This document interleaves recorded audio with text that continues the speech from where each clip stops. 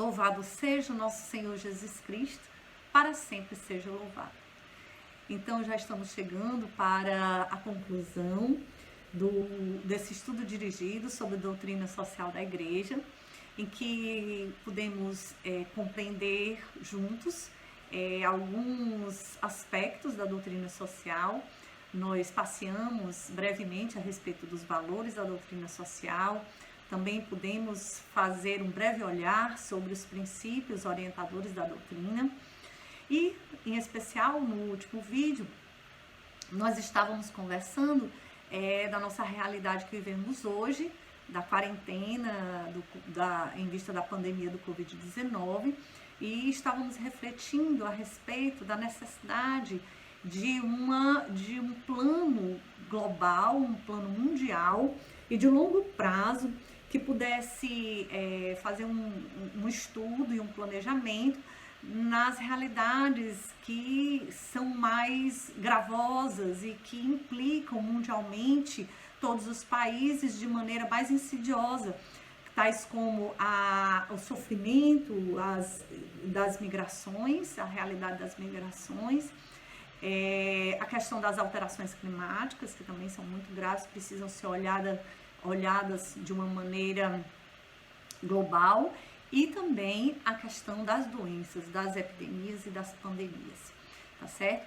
Para realizar um estudo dessa natureza, de fazer um planejamento global e de longo prazo, em vista dessas realidades desafiantes para o planeta, são problemas de ordem internacional e que não podem ser resolvidos pontualmente pelos estados nacionais.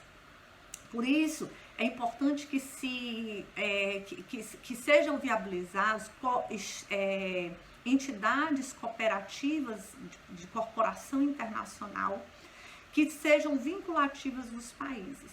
Essas entidades internacionais precisam ter regras e precisam de força suficiente para fazê-las valerem e de punir aqueles que não as cumprem, certo? Então, essas entidades internacionais, elas são necessárias em um ambiente globalizado para precaução desses problemas de ordem internacional, como as pandemias, certo? Para prever maneiras de resolver e de menorizar os impactos das migrações e o sofrimento dos imigrantes, e também, especialmente, em questão de alterações climáticas em termos de meio ambiente, tá certo?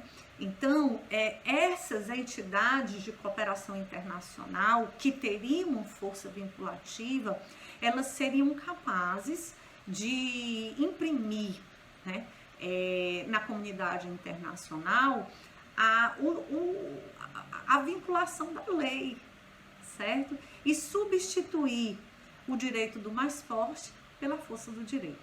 Seria muito bom que a comunidade internacional pudesse caminhar, dirigir seus passos nessa direção. A Igreja é a favor da instituição de uma comunidade internacional, porque assim pode ser traduzir politicamente a ideia da unidade da família humana. Que beleza, não? Então a Igreja é a favor desta comunidade internacional, desta instituição, desta corporação, desta comunidade internacional, porque assim traduziria politicamente, de maneira política, nas grandes decisões da humanidade, a realidade de família humana, certo? E essa autoridade internacional, essa cooperação internacional, essa entidade internacional, ela precisaria, sem dúvida nenhuma, dentre muitas balizas que ela precisaria receber para uma atuação legítima, em vista dos estados serem soberanos e uma série de outras implicações, mas brevemente, que nós precisamos falar de maneira breve, não é verdade? Elas precisariam respeitar o princípio da subsidiariedade, ou seja, a autonomia dos estados nacionais, e ao mesmo tempo reagir aos grandes problemas, às grandes lacunas mundiais que se apresentam na atualidade, tá certo?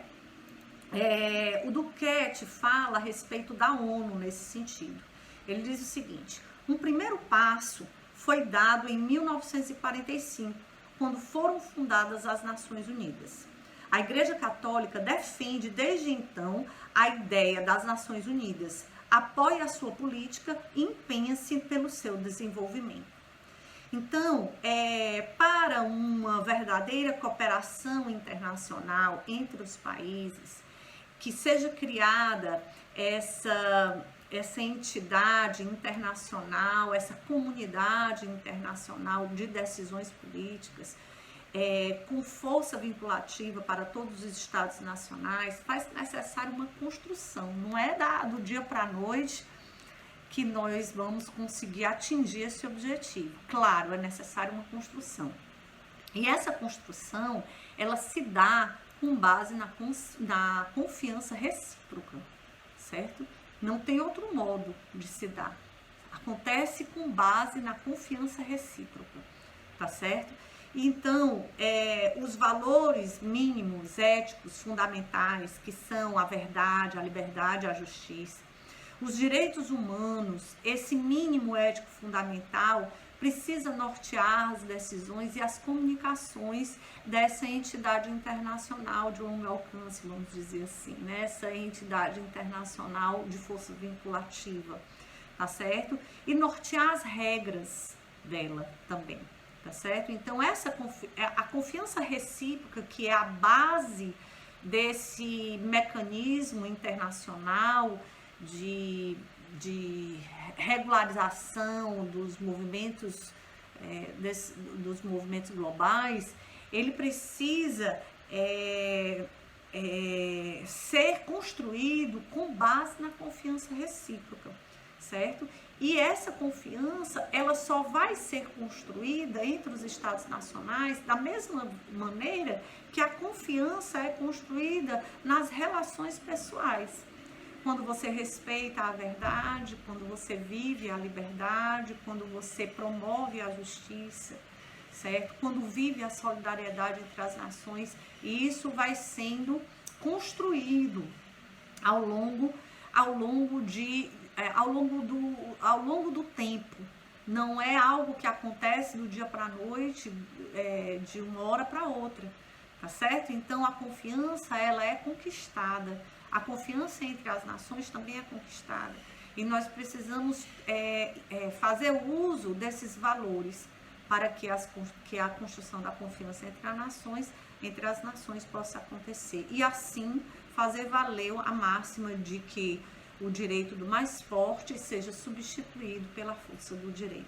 Tá certo? Então, um organismo internacional assim formulado, seria possível um plano global de longo prazo, seria possível a realização de um plano global de longo prazo que favoreça toda a face da Terra para tratar de alterações climáticas, pandemias e migrações. E aí você pode estar pensando assim nesse momento, a régua está variando. A régua agora ficou doida de vez, né? Vem nos propor uma ilusão, isso é uma quimera, isso é algo ilusório, não é factível que uma ordem mundial que tem se deparado com grandes variações sociais, a questão do terrorismo, a questão do cisma entre as nações e os povos, grandes discussões econômicas, guerra econômica, protecionismo de um lado e tantas outras variações do mal que acontecem na ordem econômica, política e entre as nações, vem a Hegman falar a respeito da criação voluntária de um organismo internacional vinculativo que seja baseado na confiança mútua. Sim, meus irmãos, porque para Deus nada é impossível e essa é a vontade de Deus. Mas sobre isso, eu creio que A pandemia do Covid-19, ela trouxe um grande impacto a toda a sociedade planetária. As autoridades políticas, na sua grande maioria, estão sofrendo com esta pandemia e estão refletindo a respeito da capacidade da sua resolução isolada, né, da sua nação, a capacidade da sua nação resolver isoladamente os próprios problemas, quando se trata de um problema que é global, certo? As autoridades políticas certamente têm refletido a respeito disso, porque a pandemia, ela assola toda a face da Terra. Alguns espaços, alguns territórios mais, outros menos, mas todos estão sofrendo com a questão da pandemia e também com as consequências econômicas do isolamento social, certo? Então, essa pandemia, ela é capaz de levar as autoridades políticas a refletirem se estamos realmente preparados para responder de maneira isolada aos problemas mundiais. E percebemos também com a pandemia do Covid-19 que nós não temos aparato tecnológico para tudo, que o avanço científico é tal, é grande, é expressivo, é robusto, mas ele não se basta. Ele não é suficiente para as necessidades atuais da humanidade. Então, nós temos visto que as autoridades políticas das grandes nações estão inseguras para tomar decisões. No caso, uma grande dor a pandemia do Covid-19, diante das grandes perdas que nós estamos vivendo. Mas também, quem sabe, essa pandemia possa trazer à reflexão outros problemas tão graves quanto ela, que não estavam sendo vistos com a devida importância pelas nações, tá certo? Então, sobre isso eu queria fazer alguns pontos, trazer alguns pontos de reflexão, não para respondê-los, né? Trazer alguns questionamentos aqui, não para respondê-los, mas para provocar no seu coração, no meu coração, encontrar outras respostas, além daquelas que a gente pôde descobrir juntos nessa reflexão da doutrina social. Provocar você, provocar a mim e também levar em frente esta reflexão a respeito da necessidade desse organismo internacional baseado na solidariedade. Então, realmente nós estamos despreparados para viver os impactos da globalização e os efeitos colaterais da fragilidade do sistema que precisa ser supervisionado. O que é que vocês acham disso? Vocês acham que nós estamos preparados para viver a globalização e que a globalização prescinde de supervisão? Ou se nós realmente precisamos deste organismo internacional que seja capaz de supervisionar as ações globalizadas das nações? Outra coisa que é importante a gente refletir: será que os valores do humanismo não são tão importantes em tempo de pandemia, em tempo de doenças, em tempo de calamidade pública, quanto procurar as vacinas e as medicações?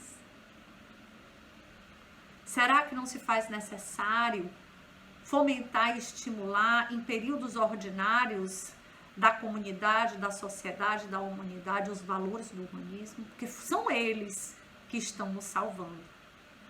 São eles, é a gratuidade, a solidariedade, é o amor mútuo que está nos salvando. Será que não são esses os valores que precisam estar sendo estimulados na sociedade? O espírito humanista né, esse espírito humanista precisa informar a cultura institucional no tempo ordinário. Porque, além disso que nós refletimos, será que a incolumidade de uma pessoa não reverbera, não é consequência da incolumidade dos demais? Será que a minha saúde não depende da sua saúde? Por isso os valores do humanismo precisam ser tão estimulados entre as pessoas. A tecnologia não nos basta. Os valores tecnológicos não nos bastam. Nós precisamos estimular entre as pessoas a solidariedade, a comunhão, a compaixão, a partilha de bens. Por quê? Porque a incolumidade da saúde de cada um contribui para a saúde de todos. Também podemos refletir a respeito do poder da fraternidade universal. Viver para os outros é essencial. A sociedade é capaz de grandes exemplos de gratuidade e solidariedade, mesmo entre os povos de culturas diferentes. Somos capazes de devolver o mal com o bem. Somos capazes de devolver o bem para quem nos causou o mal. Somos capazes de transcender. Nós precisamos aprender isso, nós precisamos transmitir para as nossas crianças esses valores. O poder da fraternidade universal. Também podemos refletir como o mundo globalizado, precisamos retirar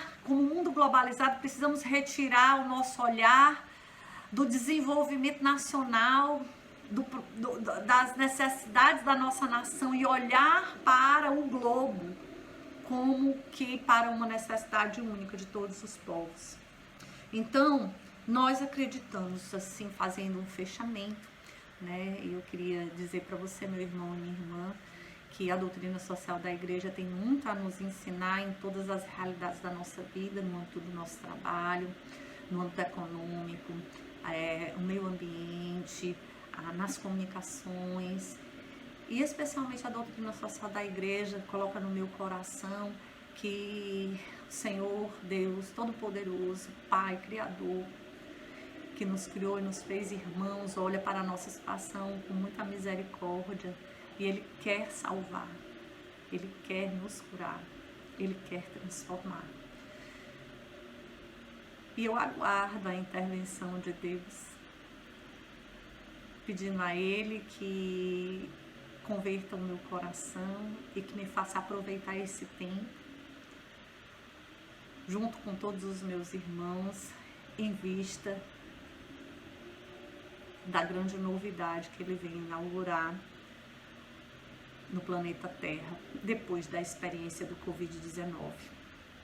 Intercedemos juntos por todas as pessoas que estão sofrendo, pelas autoridades nacionais, para que possam tomar as melhores decisões e que a partir dessa experiência possamos nos precaver com um planejamento global de longo alcance e instituindo uma cooperação internacional entre os povos.